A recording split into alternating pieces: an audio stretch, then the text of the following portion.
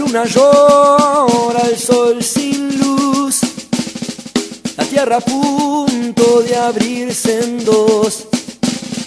Las aves mueren sobre el mar y el mar no aguanta su dolor, no.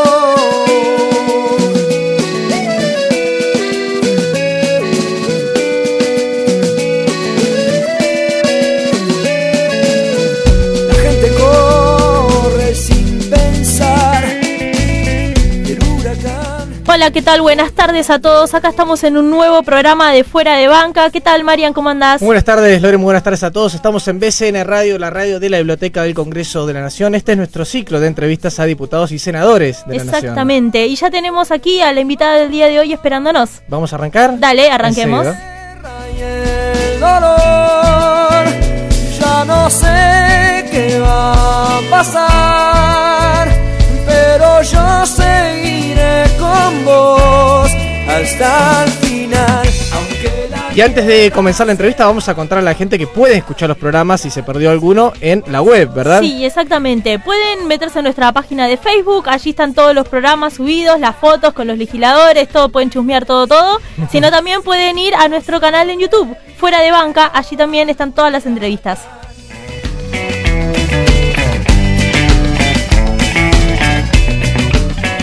Y ya tenemos sentada aquí en el piso de Fuera de Banca en BCN Radio a nuestra invitada el día de hoy y vamos a dar algunos indicios, a ver si adivinan de quién estamos hablando. Nació en la provincia de Córdoba y tiene 47 años, casada y madre de una hija de 8. En vacaciones de invierno ser madre de una hija de 8 es sinónimo de dificultad. Sí, exactamente. En 1990 se graduó como politóloga y es candidata a doctora en Ciencias Políticas por la USAL y profesora adjunta además de Teoría Política en la carrera de Ciencia Política de la Universidad de Buenos Aires, además de investigadora en el Instituto Gino Germani y en el IDICSO de la Universidad de El Salvador. Hasta diciembre de 2013, fecha en la que asumió como diputada nacional, integró la Junta Directiva de la carrera de Ciencia Política por el claustro de profesores en la Universidad de Buenos Aires y fue además directora de la carrera de Ciencia Política en la Universidad de El Salvador. Es, como dijimos actualmente, diputada nacional por la Ciudad de Buenos Aires, por la UCR en Suma Más UNEN e integra las comisiones legislativas de Familia, Mujer, Niñez y Adolescencia, Asuntos Cooperativos, Mutuales y ONGs y Modernización Parlamentaria. Damas y caballeros, le damos la bienvenida a la diputada Carla Carrizo. Muchas gracias, diputada, por visitarnos aquí en Fuera de Banca. No, muchas gracias por la invitación, la verdad lo felicito. Me encanta que la biblioteca tenga un lugar, una voz propia, la Biblioteca del Congreso, porque eso nos ayuda también a tener un perfil de lo que es el Congreso por dentro. Así que lo felicito, está muy bueno el lugar, el ambiente. Bueno, muchas gracias. Muchas gracias. Y diputada, bueno, revisando de por sí ya esta pequeña biografía que contamos suya, que es muy general, la vamos a intentar profundizar un poco más. Lo que salta a la luz es una gran experiencia en el campo político, pero desde la academia, digamos, sobre todo. ¿Por qué la decisión ahora a los 47 años de volcarse al campo de batalla, a la praxis política directamente? Qué buena pregunta, porque uno en principio no es suicida, digamos. Obviamente, ¿no? uno quiere creer. Y uno siempre cree, exactamente, y la política siempre es vista, digamos, la política práctica, ¿no? Es vista con mucho nivel de toxicidad por lo que estamos afuera, ¿no? Lo cierto es que cuando uno elige ciencia política, aun cuando la elija de la academia, le interesa involucrarse en las cuestiones de poder y en el poder público. En mi caso, en realidad elegí la carrera de ciencia política porque me gustaba hacer política. Lo que pasa que como también uno tiene sus ciclos, digamos, ¿no? Hay ciclos de encanto y desencanto. Claro. Y en los ciclos de desencanto me dediqué a hacer vida académica, pero no tengo una vida lineal. Tampoco creo, digamos, me gusta estudiar, me gusta aprender. Pero tienen muchas cosas en común la vida académica con la política. Yo siempre digo, si no hay pasión, y una pasión continuada, ningún científico puede generar un trabajo de 10, 15 años. Y en la política pasa lo mismo. El control del tiempo, ¿no? A veces la gente cree que la política, digamos, que los políticos nacen, digamos, de una cuestión mediática, pero hay todo un trabajo muy silencioso en la construcción de una carrera. Así que academia y política para mí son dos caras de una misma moneda, claro. Digamos, ¿no? Hice militancia académica. Ustedes saben que en la Universidad de Buenos Aires la academia está muy mezclada con la política, no así por ahí en otras universidades más privadas, digamos, ¿no? Pero en la universidad pública diríamos que la política es un enfoque incluso en la producción científica, así que no son tan distintas, pero bueno, claro. Siempre es un aprendizaje novedoso. Claro. Salir de la protección del claustro a a la visibilidad del Congreso. Claro. Recién decía de que había como etapas de desencanto. ¿Con quién se desencantó? Es decir, ¿con alguna dirigencia política en particular? ¿Con la manera de hacer política? Es decir, ¿de dónde vino ese desencanto? Sí, con la dirigencia política de la Argentina. Defiendo el bipartidismo de Argentina, creo en los partidos de gobierno. Y creo que los partidos de gobierno, me refiero concretamente a los que han sido gobierno a nivel nacional, el peronismo y el radicalismo, nos han dado cosas muy buenas en la historia argentina, a pesar de lo que a veces cree un poco o está instalado en la ciudadanía, porque han tenido muchos errores, claramente. Pero aún con sus luces y sombras han hecho que la Argentina fuera un país sumamente moderno, digamos. A veces tenemos una visión muy crítica de lo que somos, pero yo soy muy optimista de los logros colectivos de la Argentina moderna. Lo que pasa que, también los partidos de gobierno tienen sus ciclos, digamos, diríamos de creatividad y estrategia, tienen muchos ciclos de estatucuismo, y esos ciclos de estatucuismo son los que nos hacen mal. Entonces uno, si milita en un partido, siempre tiene esos ciclos de desencanto, y en esos ciclos de desencanto, me dediqué a hacer muy buenos papers, a viajar por el mundo, a perfeccionarme.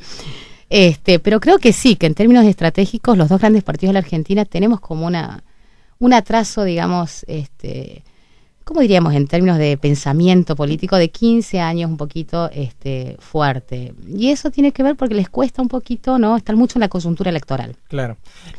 Hay quienes piensan que para gobernar Argentina hay que ser peronista. Y de hecho hay una frase que leí suya, mejor dicho, en la cual decía que le había impactado cómo el peronismo se había naturalizado como el partido del Estado. Uh-huh. ¿El peronismo es como lo que fue el PRI para México, por ejemplo, en alguna época? ¿Hay que ser peronista para manejar la política? No es lo mismo el PRI que el peronismo, digamos, porque el PRI fue un partido dominante sin competitividad electoral. Ajá. Entonces tuvo un componente autoritario, es decir, la lógica del gobierno permanente del PRI tuvo una sustentabilidad no democrática. En cambio, el peronismo, al contrario, digamos, la pregunta es cómo es que gana el peronismo tanto tiempo habiendo una dinámica electoral. Y yo creo que no es que el peronismo sea el partido del gobierno y haya una mayoría natural en la Argentina, pero no digo yo, los datos lo dicen. Cuando el peronismo gana mucho es porque la oposición nos compite con eficiencia, digamos, ¿no? Pero lo loco de la estructura electoral de la Argentina es que el 60% de la estructura electoral de la Argentina es no peronista. Ajá. O sea, que el peronismo en términos de preferencia electoral es minoría. Lo que pasa es que, hay un porcentaje de gente que solamente vota cuando se entusiasma, y si encima, digamos, la oposición no compite eficientemente, entonces tenemos esa especie de desequilibrio. Claro. Uh-huh. Pero no es porque el peronismo sea una mayoría natural, como a veces, obviamente, políticamente, esos chisporrateos, digamos, mediáticos se instala. Pero creo que, digamos, hay un país real que no tiene que ver tanto con lo que instalan los medios, sino con comportamientos más estructurales, de largo plazo, etcétera. Pero si el peronismo ha ganado es porque ha competido mejor, eso es claro. El peronismo en la historia originalmente le disputa una base electoral al socialismo, a la misma izquierda, e inclusive al radicalismo, porque el radicalismo tiene aún algún sindicato radical. ¿Qué es lo que hace mal el radicalismo? ¿Qué es lo que hacen mal los otros partidos para que el peronismo pueda quitarles, digamos, esa base electoral y hacerla propia? Bueno, es una pregunta difícil para responderla tan rápidamente. Yo tengo que decir que soy radical, pero empecé estudiando el peronismo, ¿no? Porque tenía la misma inquietud que vos me preguntás. Es decir, ¿cómo es? ¿Qué pasa? ¿Qué pasa con esto, no? Quiero entender primero el fenómeno del peronismo para después ver si puedo elegir ser radical en lugar de heredar ser radical. Y ahí me enamoré del radicalismo, digamos, ¿no? Pero volviendo a tu pregunta, obviamente que el peronismo tiene ventajas competitivas con respecto al resto de los partidos porque gobierna muchos distritos, pero ¿qué es lo que lo hace un poquito como una coalición permanente en términos electorales? ¿Qué le da ese piso del 35%, digamos, no? No representan los mismos que el radicalismo. A veces también hay una confusión cuando dicen somos parecidos, Irigoyen, Perón, son los dos partidos populistas. No, son partidos absolutamente diferentes y eso los hace bastante particulares, tienen historias políticas muy distintas. Yo no creo que el peronismo le sacó los votos al radicalismo, pero cuando el radicalismo cree eso, se confunde y pierde. Claro.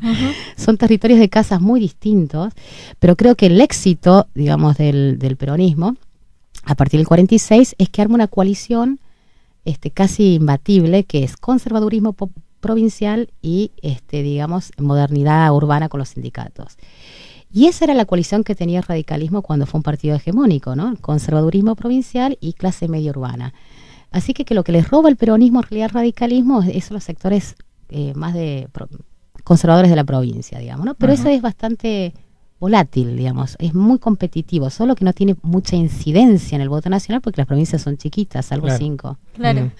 ¿Y cuáles son las diferencias entre el peronismo y el radicalismo que a usted la trajeron como para decidirse a militar en el radicalismo?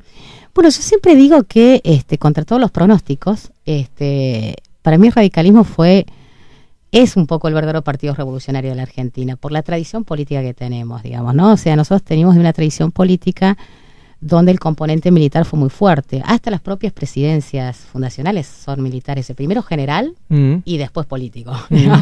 Mitre, Roca, primero, ¿no? El escudo militar, entonces hay como una conceptualización muy militarizada de la política, y el radicalismo solo produjo líderes civiles, digamos, ¿no? O sea, y eso es una ruptura, digamos, o sea, el poder civil. Y bueno, fue un partido que hizo 3 revoluciones en definitiva, ¿no? Entonces, eso a mí me parece que rompe la pauta en la construcción, digamos, de una tradición política muy militarizada. Y el peronismo es más hijo de esa pauta histórica. Claro. Perón primero fue militar y desde el liderazgo militar crea su liderazgo político. Entonces, a mí el radicalismo me parece muy disruptivo en eso. Después, el peronismo, digamos, tiene una cosa, digamos, muy de... tiene una cosa muy cultural, digamos, muy del líder, la identidad del líder, ¿no? Así que tiene mucha conexión emocional el peronismo, digamos, eso enamora bastante, ¿no? Pero el líder, la identidad con el líder. En cambio el radicalismo no, es una cosa mucho más secular. Es difícil, digamos, si uno dice Alem queda mal con Irigoyen, y si dice Irigoyen queda mal con Alvear, ¿no? Entonces es un partido de mucha institucionalización. Las, 80 nominaciones de sus candidatos a presidente rigieron por la Carta Orgánica, ¿no? Es una cosa rarísima. El peronismo no tiene reglas claras. De todos modos, creo que los dos son sumamente originales, que los propios radicales no valoran la originalidad que creyeron, digamos, que crearon, y creo que son partidos que no tienen nada que ver con los europeos. Por algo son radicalismo y peronismo, y no se llaman, socialismo son creaciones típicas de cómo se compite en las democracias presidenciales. Claro. Así que tenemos cosas que hoy estamos conociendo, porque la democracia dura, pero son dos partidos muy distintos, que le hicieron muy moderno a la Argentina. Yo siempre digo, fíjense en que en Argentina pudimos votar en lo que se entendía el voto universal muy temprano, en 1902, ¿no? Y en Brasil en 1985 por primera vez votaron los analfabetos. En Estados Unidos en la década del 60 se incorporaron los afroamericanos. Entonces nosotros fuimos muy modernos y por eso fuimos muy conflictivos. Entonces los dos partidos con tradiciones muy distintas, uno muy institucionalista, el otro mucho más, diríamos, no me gusta la palabra populista a mí, pero diríamos mucho más exacto, ¿no? Más particularista, más personalista, con tradiciones más. Yo siempre digo que el peronismo tiene mucho de la pauta conservadora, contra todo lo que creen los peronistas, se enojan conmigo, pero es verdad. El radicalismo es mucho más disruptivo en ese sentido, en el sentido de romper con una pauta, digamos, de construcción más instalada en la Argentina, pero son dos creaciones sumamente originarias. Yo me acuerdo que estaba en Europa haciendo mi posgrado, vino un noruego, que siempre los noruegos pueden hacer esa pregunta incómoda, ¿no? Y me dijo a mí, ¿y en Argentina quién quieren más? Me dice, ¿no? ¿A Perón o a Freud? Porque también nos destacamos por ser el partido que todo el mundo nos psicologizamos en el país, ¿no? O sea, va el psicólogo, después del supermercado el psicólogo. Y me hizo una pregunta, dije, bueno, ¿a quién quieren más? ¿A Perón o a Freud? Dije, no, mire, quieren a Perón y por eso necesitamos a Freud. Pero en Europa estudian mucho más el radicalismo que el peronismo, y nosotros acá estamos como muy...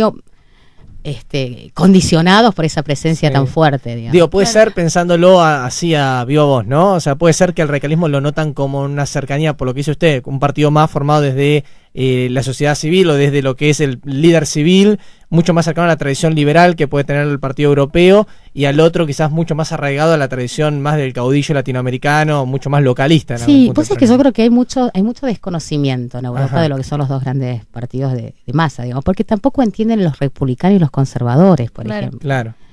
Digamos, yo creo que en las sociedades de movilidad social ascendentes, como Estados Unidos, Argentina, venir a hacer la América es porque nadie quería tener identidad de clase, como en Europa. Europa es una sociedad sumamente conservadora. Ahí los partidos representan clases sociales.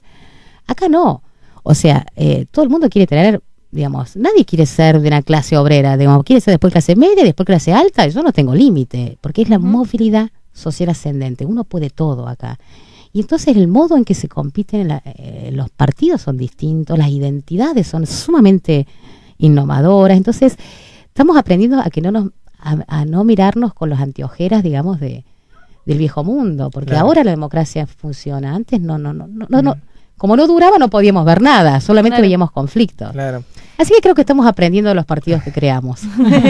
Ahora, usted recién decía de que cree en el bipartidismo, milita en la UCR, sin embargo es diputada por el Frente UNEN, no por la UCR tradicional. ¿Cómo es eso? Es interesante, es una excelente pregunta. Bueno, porque creo que el radicalismo tiene que aprender a hacer coaliciones, digamos, que es el segundo partido nacional, tiene mucha más territorialidad que el resto, y creo que la fragmentación política en la Argentina tiene que ver más con fallas en los dos grandes partidos que con la fragmentación en sí misma. Digamos, uno cuando habla del panradicalismo habla del panperonismo y tiene que ver con eso, digamos. Cuando hay fragmentación partidaria es porque los partidos no funcionan bien, pero no es que hay nuevas familias, ¿no? No hay grandes nuevas familias, digamos. Uno ve hoy la fragmentación del peronismo, pero son todas competiciones internas dentro de lo que es el peronismo.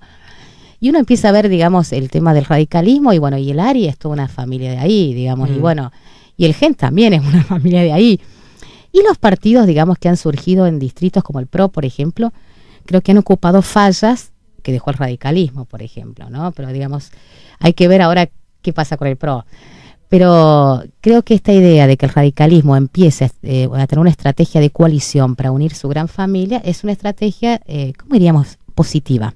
Porque quiere decir que el radicalismo empieza a competir por lo que nació, cargos ejecutivos. En los sistemas presidenciales los cargos parlamentarios acompañan, pero la carrera política es territorialidad. Son partidos que compiten para cargos ejecutivos. Si uno tiene cargos ejecutivos, tiene poder. Si no, tiene algunos recursitos como unos cargos parlamentarios, pero eso no es poder efectivo. Entonces creo que el radicalismo da una buena señal armando una coalición. Estamos con Carla Carrizo, diputada de la del UNEN Suma Más en UNEN. Ahí está. Exactamente. Sí, es como si tuviera 3 apellidos, muy feo eso, ¿no? Pero bueno, es así. Esto es Fuera de Banca, estamos escuchando la BCN Radio, la radio de la Biblioteca del Congreso de la Nación. Vamos a ir a la primera tanda y ¿escuchar un temita musical? A la vuelta, el temita musical, primero que eligió la diputada. No se vayan, sigan escuchando BCN Radio, la radio de la Biblioteca del Congreso de la Nación.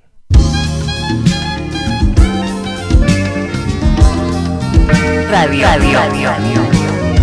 Actualidad. Información. Actividad legislativa. Música.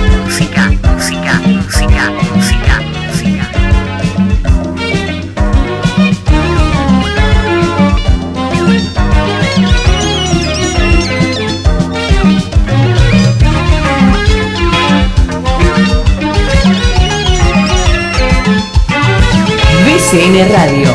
Cultura Federal. La Biblioteca del Congreso te informa que en el primer piso del Palacio del Congreso se encuentra la sala de lectura oficial.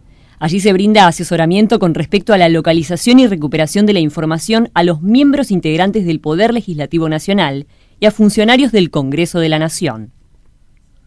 La colección de la sala de lectura oficial comprende obras de referencia, obras de doctrina de contenido histórico y especialmente de carácter jurídico y político, códigos, fallos de la Corte Suprema de Justicia de la Nación y revistas de jurisprudencia argentina. Los materiales disponibles en la sala no son circulantes, es decir, su consulta debe realizarse in situ, pudiendo solicitarse fotocopias fundadas en estrictas necesidades parlamentarias.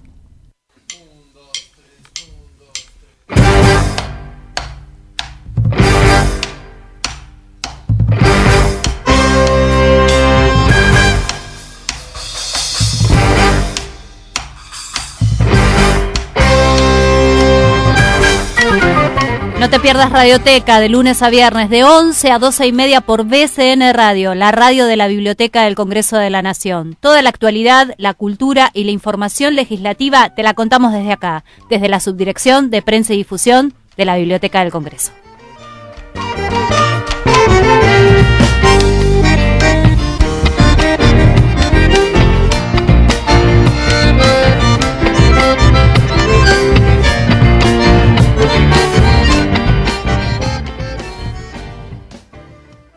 Estás escuchando BCN Radio. Al despertar, Gregorio Samsa sufrió una metamorfosis y sintonizó BCN Radio, la radio de la Biblioteca del Congreso de la Nación.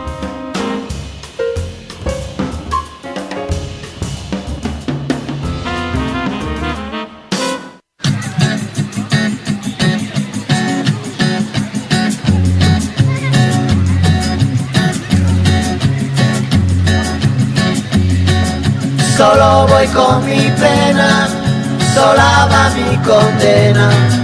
Correré mi destino para burlar la ley, perdido en el corazón de la grande Babilón. Me dicen el clandestino por no llevar papel. Pa' una ciudad del norte yo me fui a trabajar. Mi vida la dejé entre Ceuta y Gibraltar. Soy una raya en el mar, fantasma en la ciudad. Mi vida va prohibida, dice la autoridad. Solo voy con mi pena, sola va mi condena. Correré mi destino por no llevar papel, perdido en el corazón de la grande Babilón. Me dicen el clandestino, yo soy el quebra ley. Mano negra clandestina, peruano clandestino, africano clandestino, marihuana ilegal.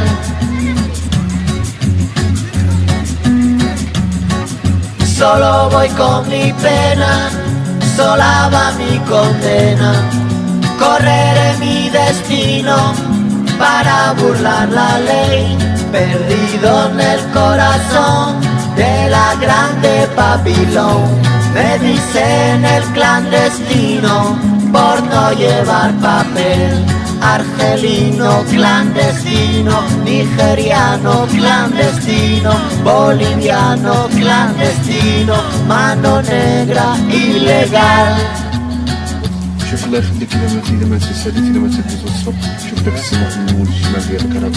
Estamos aquí en Fuera de Banca escuchando Clandestino de Manu Chao. Diputada, ¿por qué eligió esta canción?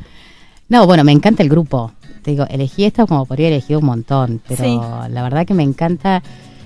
¿Por qué me gusta el grupo? Porque me parece que captura muy bien lo que son las tradiciones musicales, digamos, modernas, con las tradiciones musicales muy latinoamericanas. Sí. Y que puedas recrear la vida diaria de los lugares, ¿no? Y eso a mí me parece que, bueno, cuando escucho alguna canción me transporta, imagino, y me siento transitando, no sé, una calle de Ecuador, o me siento, entonces, claro, tiene un componente de creatividad, cuando arman, ¿no? Entonces el contenido, la música, los estilos, y así que, y me vienen acompañando desde mucho, digamos. El que menos me gusta es el de Maradona, pero el resto me encanta, digamos, tal vez porque es lo más conocido, ¿no? Entonces uno no espera, digamos, escuchar, pero además me parecen súper creativos, como mezclan el lenguaje es tan importante, ¿no? Porque el lenguaje, y esos recrean muy bien esa vida diaria, ese lenguaje, esos coloquios y me parecen fantásticos, y son muy cosmopolitas, o sea, combinan esas cosas, ¿no?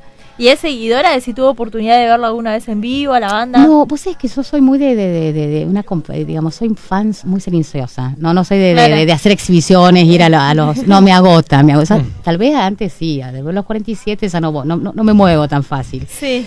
Pero no, los escucho mucho, sobre todo, digamos, cuando uno trabaja en la computadora, y esto hay gente que no puede trabajar con música. Yo, digamos, sin música no puedo trabajar. No puede trabajar. Claro. Es de las mías. Sí, yo necesito bochinche para trabajar. Un contexto. Claro. Y un contexto así que me han acompañado en casi todos mis silencios, conocen todos mis secretos. Claro. Yo soy todo lo contrario. Yo necesito encerrarme en un claustro, o sea, cerrarme por completo en un convento y ahí soy feliz. O sea, pero bueno, son gustos, ¿no? Son estilos. Sí, son estilos. Sí, tal cual. Bueno, debe ser que nos socializamos con ruido en nuestra infancia.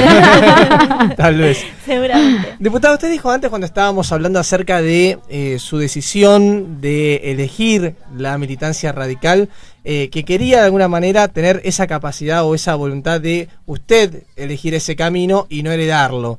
¿Por qué dijo eso? Mira, qué buena pregunta esa que me haces, porque yo vengo de una familia radical, obviamente, y de una familia politizada.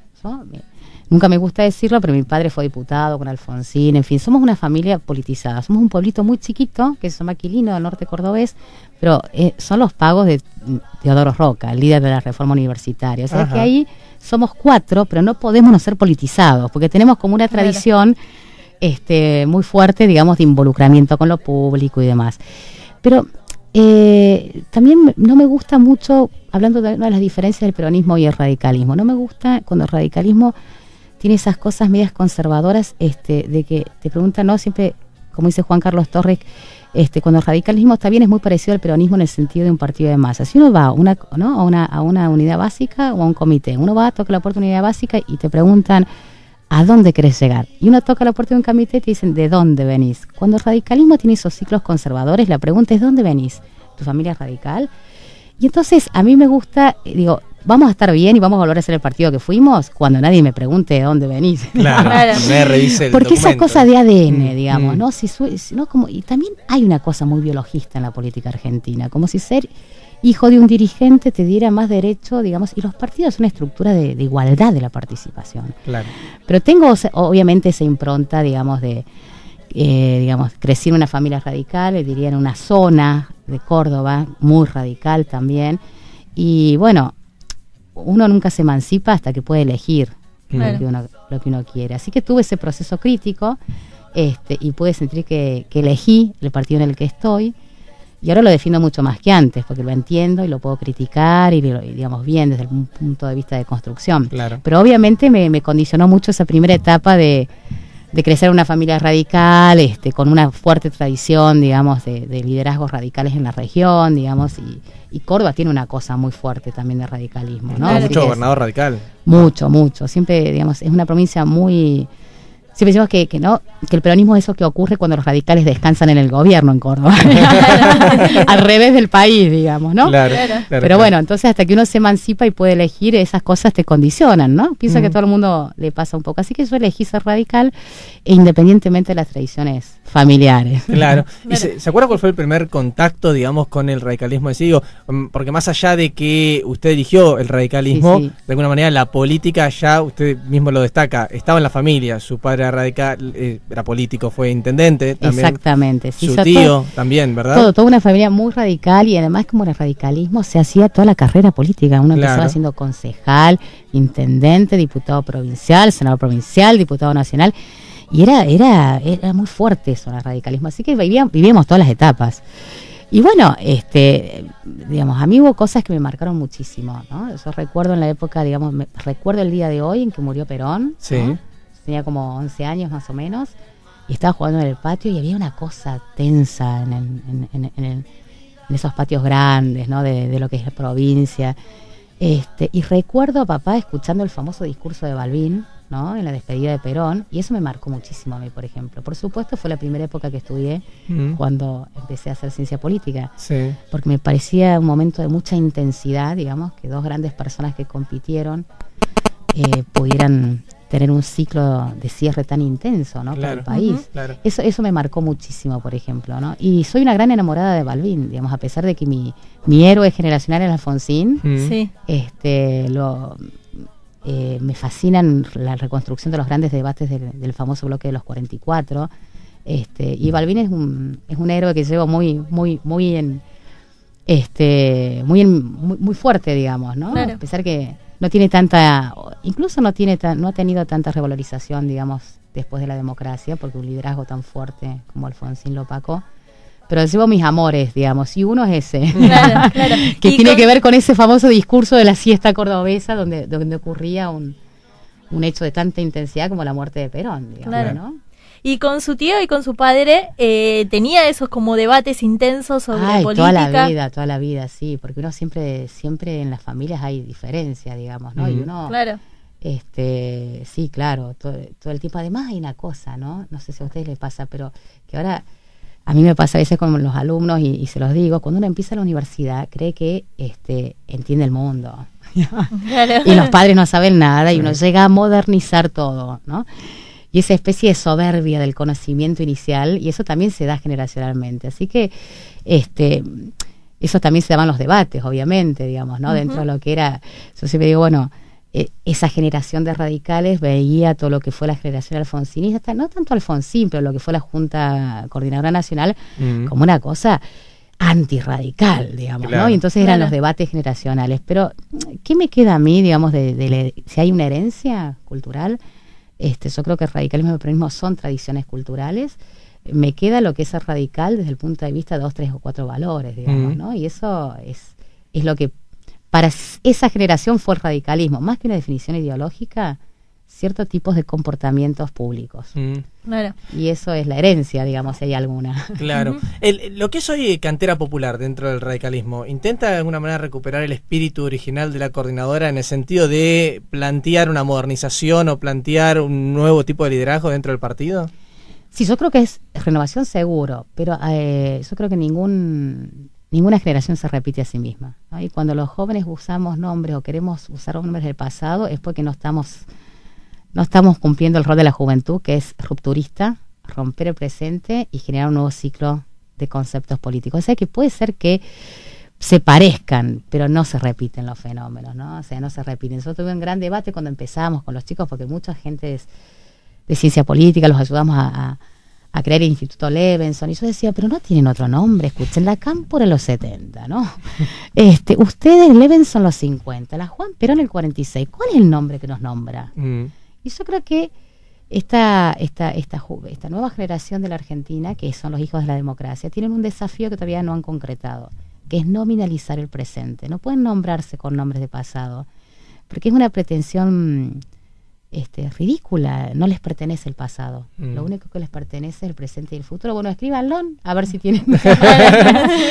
Y creo que la cantera es un proyecto de renovación fantástico. Casi todos se está generando esa ruptura que tiene que generar la juventud, porque la juventud tiene que ser rupturista o no es protagonista, digamos, ¿no? Tiene que romper conceptualmente la política, nuevos nombres, si no es participan, pero no protagonizan. Y la cantera le está dando esa interesante incomodidad, digamos, al radicalismo, digamos, más tradicional de la ciudad. Y está buenísimo, es un signo de salud vital, me gusta, digamos. Yo creo que los jóvenes está bueno que le temamos, porque si no le tememos, no hay cambios con los jóvenes. Y los necesitamos y les tememos. Y eso está bueno, si eso la cantera está muy bueno. Y ahora como militante, digamos, de toda la vida, e incluso hemos leído que ha realizado algunos estudios o ha escrito algo sobre la militancia. ¿Cómo ves la militancia de la Cámpora? Mira, primero, no me gusta la palabra militante.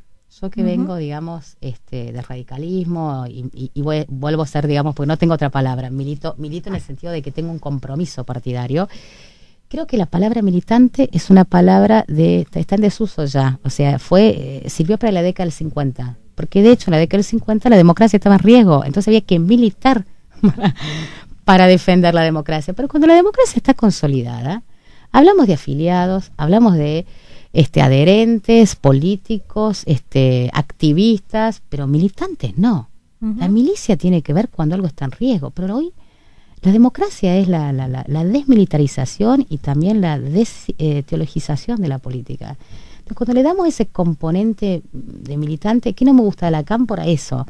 Tiene un componente muy setentista cuando hoy la democracia es otra cosa. Y entonces no me gusta cuando pensamos que hay como un privilegio, porque el militante tiene que ser distinto a un médico, a un profesor. La percepción es que se genera como ser militante tiene más jerarquía social. No, al contrario, en democracia los que hacemos política tenemos que tener otro enfoque de lo público. Para la política. Así que una palabra en desuso para mí. Necesitamos un nuevo concepto para cuando la democracia está consolidada. Como ¿Ya encontró el nuevo concepto o todavía lo está? No, espero que la juventud lo piense. Yo para eso ya trabajé. Ahora, en algún punto la política es necesaria pensarla desde el debate, ¿verdad? O sea, desde el debate de ideas. Pero sin embargo los partidos políticos siempre están estructurados de una manera sumamente verticalista. Digo, hay una contradicción ahí entre los partidos pensados tal vez que no se ayornaron, no se modernizaron, o es necesario, digamos, esa construcción verticalista entre los partidos para afianzar el liderazgo de una persona que logre hacer carrera y llegar eventualmente a la presidencia.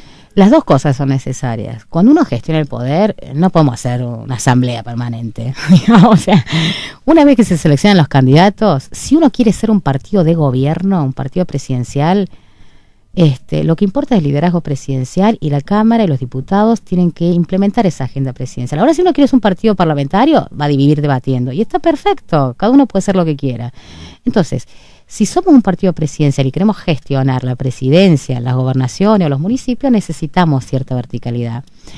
Pero para producir liderazgos y demás, necesitamos la competencia interna. Así que las dos cosas son como necesarias, digamos, ¿no? Así que ni un exceso de verticalidad ni mucha horizontalidad. Si vivimos discutiendo, nunca tomamos una decisión.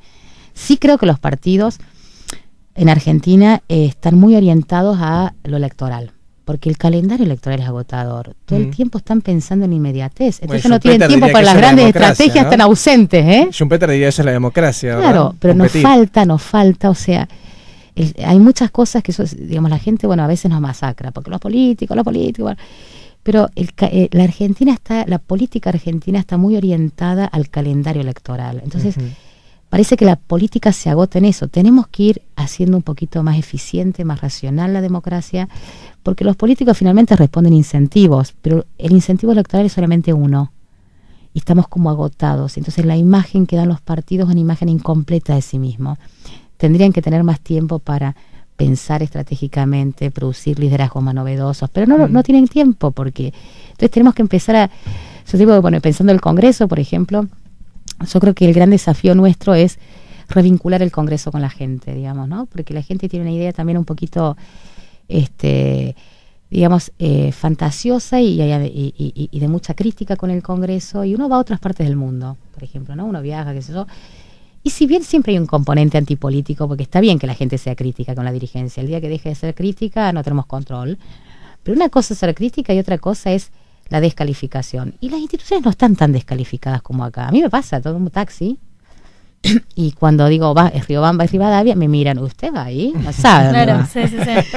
Y yo digo, ¿qué hago? ¿Le digo, no le digo? A ver si me vota una y capaz se lo digo, ¿no? Pero lo que veo es que nosotros los políticos tenemos que volver a defender el Congreso y hacerle entender que la democracia tiene un costo, y que el Congreso es uno de los más baratos de la Argentina, y que queremos más plata, y que tenemos que ser más, y que nos tienen que controlar más. Pero necesitamos un Congreso distinto a 30 años. Es un debate que estamos empezando a hacer, y el Congreso tiene que generarle confianza a la gente. Las instituciones públicas necesitan tener confianza, y que ya se consolida la democracia, ahora tenemos otra etapa. Y yo creo que, bueno, ese es el debate que necesitamos en la Argentina, ¿no? Ahora, usted venía muy de la carrera más académica, llega al Congreso con unas determinadas expectativas. Ahora que está viendo en la práctica cómo es el trabajo legislativo, los tiempos legislativos, ¿con qué se encontró? ¿Con respecto de lo que opinaba o lo que creía y lo que es ahora? ¿Cómo lo ve? Bueno, algunas buenas noticias. Muchas de las cosas que decíamos los politólogos son correctas, digamos, ¿no? O sea, todas esas teorías que teníamos, que a veces uno no sabe si son ciertas o no, se verificaron, o sea, no estamos tan disociados de la realidad. Hoy los políticos y los técnicos están muy ensamblados, y está buenísimo eso, porque hoy la política se profesionalizó. O sea, cuando la democracia se consolida, significa que la política es una profesión, y está bien que sea así. Entonces, me dio mucho entusiasmo ver que mucho de lo que se debate en las universidades tiene que ver con lo que ocurre adentro de las instituciones. A veces la gente no lo sabe, pero los actores sí lo sabemos. O sea que toda la descripción del Congreso que hacemos a veces y estudiamos fue muy acertada, digamos, ¿no? Eso es lo bueno. Lo malo es que me parece que los que tienen que más defender el Congreso y darle una impronta, que son los propios diputados, los veo estatucuistas, los veo conformistas. Tienen que defender el Congreso desde otro lugar. Hemos perdido carácter un poquito. Bueno, parece que las instituciones tienen siempre una cosa de lógica, digamos, de estatucuismo. Pero creo que el Congreso tiene que volver a ser un actor que produzca poder real. Es un actor que todo el mundo no valora porque no produce poder real. Claro. Entonces tenemos que volver a pensar cómo hacerlo, tal vez cambiar algunos pequeños puntos del reglamento que lo empoderen más, porque el Congreso argentino, contra todos los pronósticos, realmente hasta el 2003 fue un Congreso poderosísimo. A partir del 2003 perdió mucho poder, y entonces por eso la gente no lo valora y lo critica, porque no genera poder real, es como un actor herbívoro.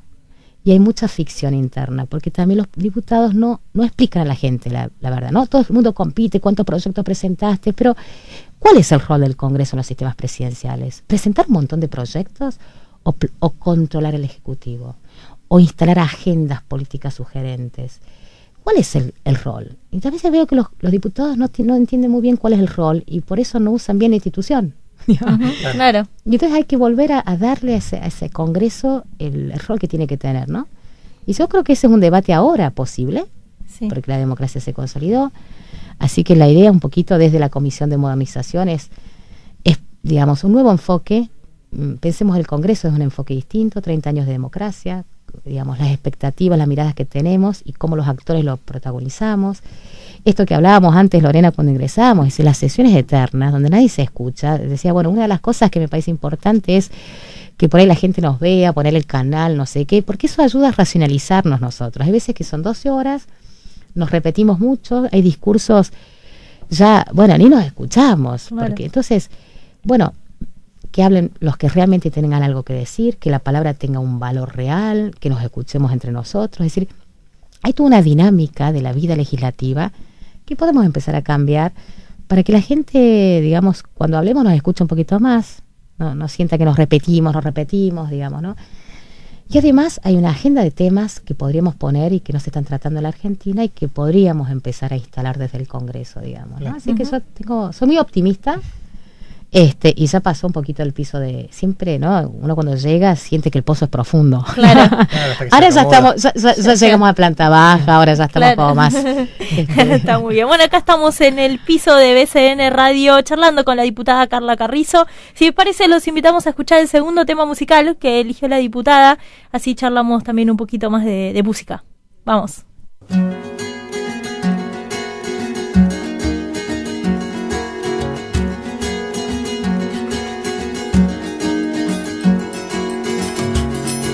Anoche soñé contigo y no estaba durmiendo. Todo lo contrario, estaba bien despierto. Soñé que no hacía falta hacer ningún esfuerzo para que te entregara. En ti yo estaba inmerso. Qué lindo que soñar, soñar no cuesta nada, soñar y nada más, con los ojos abiertos. Qué lindo que soñar, y no te cuesta nada más que tiempo.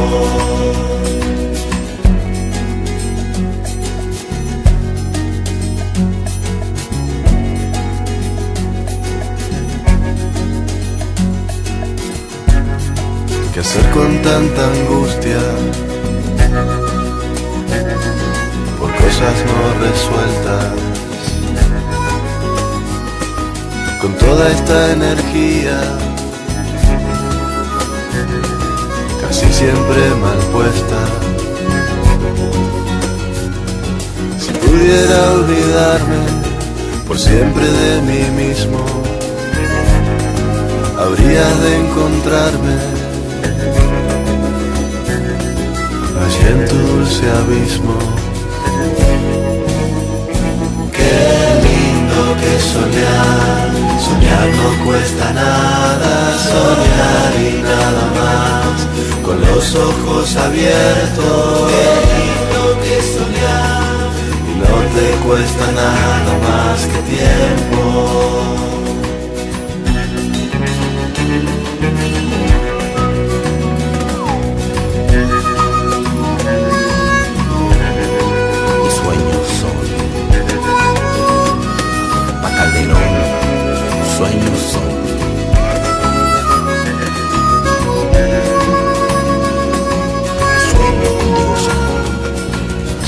que no hacía falta hacer ningún esfuerzo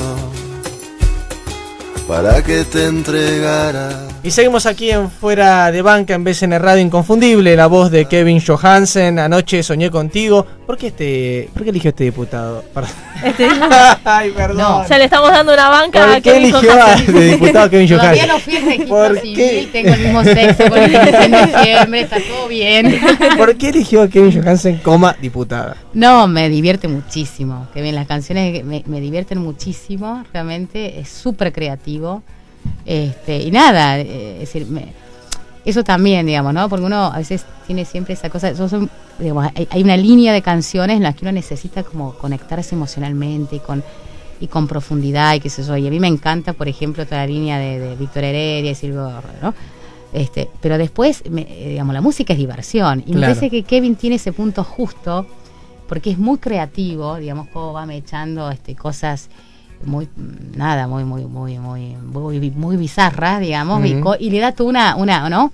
Un juego poético. Claro. Me hace acordar mucho cuando le leo los cuentos a mi hija de María Elena Walsh, el juego de palabras. Me encanta eso. Y él lo veo súper creativo. Me parece que tiene una línea que ahora la estamos valorizando. Cuando empezó parecía una cosa media de elite, media contra. Sí. Ahora me parece que estamos entendiendo que, digamos, ¿cómo diríamos? La alquimia de creatividad que tiene eso, ¿no? Claro. Así que me divierte, básicamente me divierte lo que hace. ¿Y es de sentarse a escuchar música así tranquila para relajarse o está siempre a las corridas y no le da el tiempo? Bueno, una de las cosas que me cambió la vida es la política, es que me falta tiempo para escuchar música tranquila. Claro. Pero en general soy muy nocturna, trabajo de noche y entonces de noche como la ciudad está en silencio, te conectas con la música que pones. Claro. A veces de día, aunque estés, digamos, no te conectás con lo que escuchas. Pero, digamos, tengo esos momentos de mucha actividad laboral a la noche, que es el momento en que nadie interrumpe, y entonces también me conecto con esos acompañamientos, que a veces me divierten. Cuando necesito algo así que me divierta, lo pongo a Kevin, ¿no? Y cuando necesito algo más nostalgioso, ya voy a mi generación. Claro.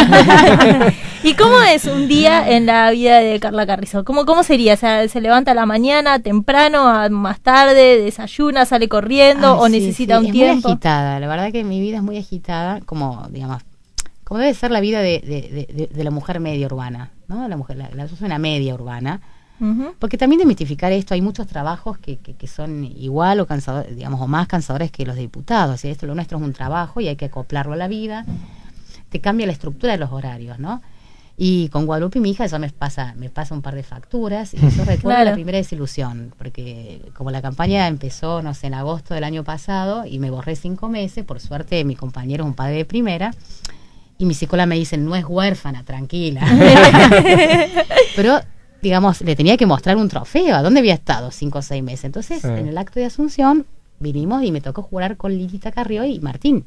Claro. Y cuando subimos, imagínense, en todas las barras del Congreso empezaron a decir, gorila. Y ella, horrorizada, cuando salgo me dice, pero mamá, tanto tiempo y nadie te quiere. Entonces, con Guadalupe trato de tener, por lo menos 1 hora al día que sea sólida. 1 hora al día que sea sólida, porque digamos, ella también tiene que ser independiente, es hija única, así que tiene que sobrevivir a nuestra generación y sobre todo a padres grandes. Y tenemos como muy organizados todos, ella va a doble escolaridad. Ahora aprovecho a pasarle el aviso al jefe de gobierno que estamos esperando que todas las escuelas públicas cumplan con la doble escolaridad. Así que nos levantamos, obviamente, desayuno apresurado, muchas veces nos dormimos. Claro, claro. Y bueno, trato de acompañarla, la dejo en el colegio. Las madres me ayudan un montón, digamos, socializamos, Carla, esto, lo otro, los deberes. Y tratamos de tener una vida con todas las luces. ¿La ayuda a hacer los deberes? No, solamente en sociales. Hay como una división eficiente, ¿no? Claro. En cambio, inglés y matemática, la verdad que Guillermo, mi pareja, es fantástico, disfruta mucho la paternidad, así que yo he tercerizado todo en él. Claro. Así que también aprovecho para decir, primera cuestión, a propósito del género, el cuidado no es necesariamente femenino, hay hombres que son fantásticos haciendo cuidados paternales. Yo delego en él muchísimo, y Guadalupe realmente en esas cosas lo elige mucho más él que a mí. Y está genial. ¿Usted se acuerda cuando era chica allá por Quilino? Era el pueblo donde usted nos comentó antes en el bloque anterior. ¿Cómo era la infancia en Quilino? Genial. Eso sí me digo, por eso quiero que Guadalupe juegue mucho. Me asusta a veces el tema de la vida urbana, que estén 8 horas ahí en el colegio, porque no lo digo yo, pero lo dice gente que sabe mucho de lo que es la inteligencia. Los niños que juegan tienen mucha sabiduría emocional. Nos falta juego. Claro. Y la verdad que en mi Quilino natal amo ese pueblo, ahí voy a morir, obviamente. ¿Hasta qué edad vivió ahí? Yo no sé cómo sobreviví, porque mi vida es muy loca, ¿no? Viví ahí en Quilino, que somos 3.000 habitantes con el cono urbano, más o menos, o sea, nada. La desolación, pero es un lugar que encanta. Y bueno, no solamente estuvo Teodoro Roca, sino Fernando Fader, mucho poeta, hay una cosa ahí, ¿no? Y viví hasta los 15 años, no teníamos televisión, así que leíamos muchísimo. Yo leía mucho, no tenía mucho que hacer, y todo el mundo jugaba afuera, ¿no? Claro. El patio era un lugar de experimentos, así que experimentábamos todo. Y después me fui a hacer 2 años de secundaria a Córdoba, después me fui a Alemania. Estuve viviendo ahí 2 años sola, en el secundario ahí, y realmente... En Alemania estuvo terminando el secundario. Terminé el secundario, gané una beca, así que de Quilino a Alemania, del norte, claro. Una cosa rarísima. Y ya cuando llegué a Alemania, Córdoba me quedaba chico, porque, ¿no? Así que quise estudiar ciencia política, y en ese momento, en el 85 más o menos, no estaba la universidad en la UBA, no estaba ciencia política, veníamos de dictadura, ciencia política solo estaba en Rosario, en una sola facultad pública, y el epicentro del conocimiento en ciencia política era El Salvador. De hecho, claro. El Salvador produjo todos los cuadros de la democracia, ¿no? Claro. Así que bueno, de ahí salió Caputo, Nil Lagarre, etcétera. Bueno, así que los que queríamos leer a Marx, por lo menos, y no ir a la UCA, claro. Íbamos a El Salvador. Y esa es la matriz con la que me formé. De hecho, el centro de estudiantes de nuestra Universidad de El Salvador creó la UBA. Ajá. Así que fuimos ahí, y tengo esa matriz, pero digamos, de Quilino los mejores recuerdos, y a mi hija le hice pasar la infancia, para mí los mejores, las siestas eternas. Yo siempre leo, hay un libro de una lectora que adoro, que es Doris Lessing, que falleció, fue una escritora, digamos, de inglesa, digamos, sudafricana, y esa recrea muy bien, me hace acordar muchísimo mi infancia, cuando se da cuenta qué hacía en esos lugares eternos, de la nada, con las siestas, y esa pinta, la mirada que tenemos los niños de los adultos, y me hacía acordar muchísimo, ¿no? Pero sobre todo el tiempo eterno, las siestas, ¿no? Bueno, leer, jugar, ¿no? Creo que eso me nutrió mucho para tener fortaleza y seguridad para enfrentar mundos tan distintos como, ¿no? Buenos Aires, Alemania, etcétera. Claro. Fue muy bueno, lo elegiría de nuevo. Estuvimos pispeando un poco la página de la Municipalidad de Quilino, que se cuenta a sí mismo como el lugar, en realidad cuenta que son como 2 pueblos que se unificaron, ¿verdad? Villa Quilino y Estación Quilino. Y habla acerca del cabrito serrano. No, es una cosa riquísima. Igual competimos a muerte con los catamarqueños y los riojanos. Eso dice que, y los santiagueños. Dice, no, los mejores cabritos son no. Pero en Quilino, les cuento una anécdota. A ver. Sí. Porque Ilia, que estaba en Cruz del Eje, Arturo Ilia, está a 70 kilómetros de Quilino, ¿no? También otra gran figura radical de referencia, ¿no? Entonces, cuando fue presidente, ¿qué le daba a los protocolos cuando venían los presidentes? Cabrito de Quilino. Mucho antes que el cordero patagónico estaba el cabrito de Quilino. O sea, que todo tiene un sentido, digamos. También, ¿no? La gastronomía de los presidentes. Bueno, y él le daba cabrito de Quilino porque los cabritos de Quilino son cabritos mamones. ¿Qué quiere decir? Que son muy ricos porque solamente tienen leche de la cabra. Entonces, les da una cosa de una cosa tan tierna, tan rica, y eso es nuestra especialidad. Así que bueno, no se la vamos a entregar a los santiagueños así nomás. No la cambia por el patagónico, ¿no? No. Yo sigo fiel a los cabritos, esas cosas me marcan. Es como la lengua madre, el modo en que hablas, las cosas que comes. Sí. Ahora, así como su hija de 8 años, Guadalupe, crece con una madre que hizo campaña, que ahora decidió volcarse a la política política, usted también creció con un padre que hacía campaña. ¿Hay algo que no quiera repetir que hacía su padre, tal vez sin voluntad, pero volcado a la política, algo que usted no quiera repetir hoy con su hija? No, vos sabés que viéndolo en perspectiva, durante el transcurso uno siempre les reprocha, digamos, a los padres la ausencia, ¿no? Uno no se siente elegido. ¿Qué es eso tan importante que está afuera que es más elegido que uno? Uno finalmente... ¿Cuánto importa? ¿No? Claro. No siente que compite con un invisible, porque ¿qué es la política? Ni siquiera una persona, a veces son un par de gente que uno ve, y esa es una fantasía que tiene, pero creo que mi padre, yo estoy muy conforme con la educación que me dieron. De hecho, mirá que mis padres no eran una familia, digamos, somos una familia de clase media, no era una familia de intelectuales, donde te dijo, te vas a Alemania. Surgió, pero nos educó la libertad. Decía, vos sos responsable de tu vida, tenés que hacer algo, y en un pueblo tan pequeño, porque no es que nos formaban, qué sé yo, ciertas referencias literarias, pero tampoco íbamos a un colegio bilingüe, nada, Claro. o sea, la nada misma. Y nos dio por eso digo, eso que te decía, yo con Guadalupe prefiero estar poco tiempo, con mucha intensidad, y eso fue lo que nos dio mi padre, nos dio mucho espacio para la libertad, pero nos dio una sustentabilidad en el acompañamiento. Así que nada para reprocharle. Más bien, me acuerdo todavía el libro que me dedicó cuando tenía 17 años, de Octavio Paz, ¿no? Que decía, la niña ansiosa, a la joven impaciente, a la mujer apasionada. Todavía me acompaña Claro. esa dedicatoria. Muy bien. Bueno, diputada, mire, ya estamos terminando el programa Bárbaro. y le vamos a proponer un juego, ya que estamos Ay. hablando de infancia. Me da como miedo, pero bueno, vamos a arriesgarnos. Es muy sencillo, es un ping-pong de preguntas y respuestas. Nosotros le tiramos una pregunta, un nombre, un concepto y usted nos dice lo Perfecto. primero que se le viene a la mente. Me encanta. Es así como cortito y rapidito. Arrancamos. Un político. Alfonsín. Un suceso histórico político. La reforma universitaria. Una fortaleza. Mi marido. Una deuda. Literatura. Una promesa. La Diputación. Alem o Irigoyen. Irigoyen. Elisa Carrió. Brillante. Mauricio Macri.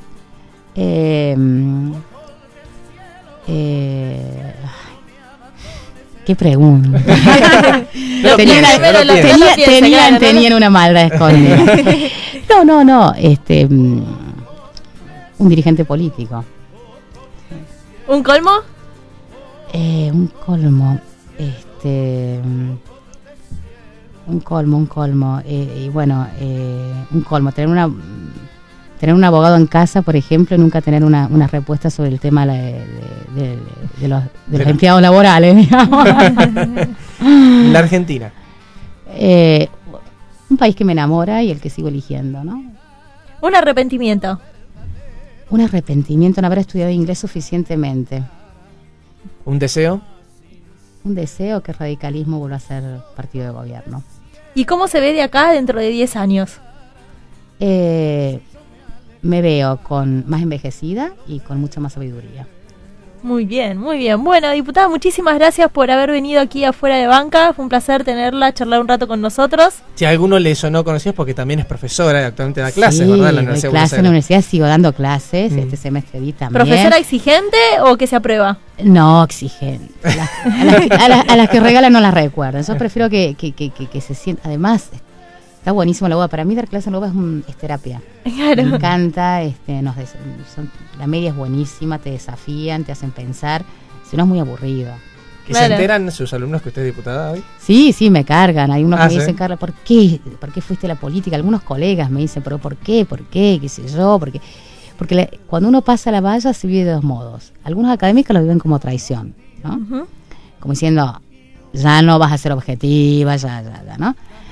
Y otros, al contrario, lo viven como está buenísimo, pero está esa dualidad también. Y los alumnos se atraviesan por eso, ¿no? Claro. Así que, no, son un cable de tierra para mí, ¿no? Impiden la endogamia.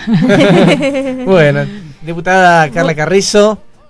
Muchísimas gracias por haber venido aquí afuera de banca. Y a ver si me salía el nombre del partido de memoria. A ver si me sale. Dale, de probá. Suma Más en UNEN. Es UCR, UCR, suma más en suma- UNEN. La próxima Siempre prometo. UCR. La próxima prometo me voy a acordar. No, gracias a ustedes, un enorme placer. ¿eh? Bueno, y aquí estamos entonces, ya terminó, pasó volando el programa de hoy y nos vemos la próxima semana. ¿Contamos antes quiénes hicieron el programa? Ah, claro que sí, en la operación técnica Juan García Carabajal, en la producción periodística Alicia Bergili, en la conducción Mariano Bedlik Y Lorena Zapata. Listo, acá estamos, los vemos la próxima semana, chao chao. Pasan lindo, chau. Las ruinas arden en soledad y nadie baja de la cruz. Todos bebieron de su luz y ahora nadie lo va